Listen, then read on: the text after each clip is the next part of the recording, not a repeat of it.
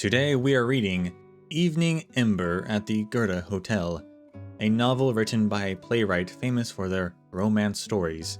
It is loosely based on the history of the Goethe Hotel, but only parts of it survived.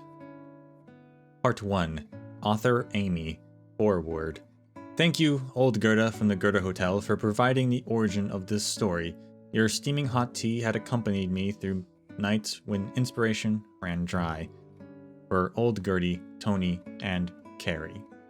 I lit up all the fireplaces in the hotel. On the next day, the entire city was covered in fog. 1. Goethe left on a summer night. The stars glittered like water, but snow fell from the sky. He had told Leslie that he might still have unfulfilled wishes. She knew what it was, but she couldn't manage it. Leslie remembered that the first time she saw Goethe was at the Goethe Hotel. The well-dressed gentleman looked at her with a smile, and she saw her own reflection clearly in the caramel depth of his eyes. However, she was disheveled from her escape, and was not presentable.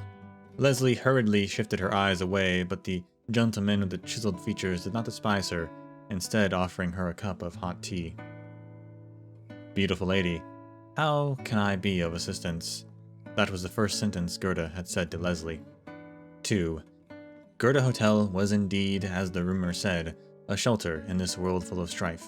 A kind older man with a bad leg had told Leslie as she escaped here from the mines, "Goethe Hotel is the only shelter in the entire road, because the rules here are a lot more different from everywhere else."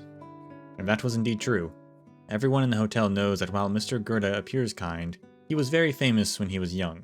No matter who you are, everyone has to respect the boss, and did not cause a fight in the hotel. Even though this was not a rule written out and displayed on the hotel walls, it was a hard rule obeyed by all in this border town for the past decade or so.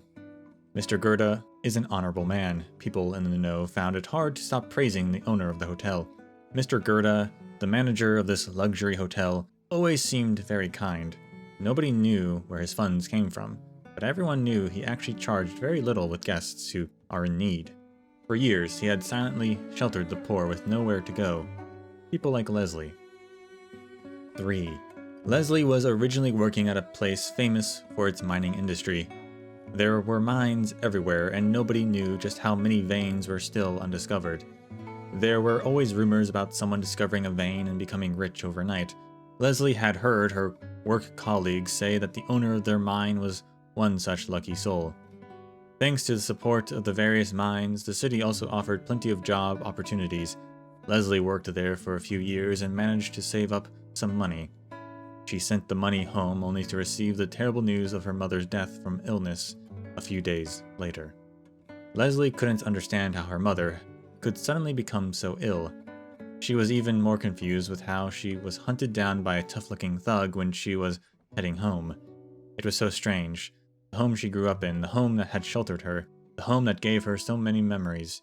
It was suddenly a forbidden place. Leslie had wanted to offer a bouquet of flowers loved by her mother at her grave, but now she couldn't even get home. The only thing that welcomed her home was the blizzard. The following pages seem to have been forcibly torn out. The remaining paper scraps contained some angry comments. Don't try to copy others' writing if you haven't got the talent. You're writing all sorts of pitiful stuff. You think anyone's gonna read it?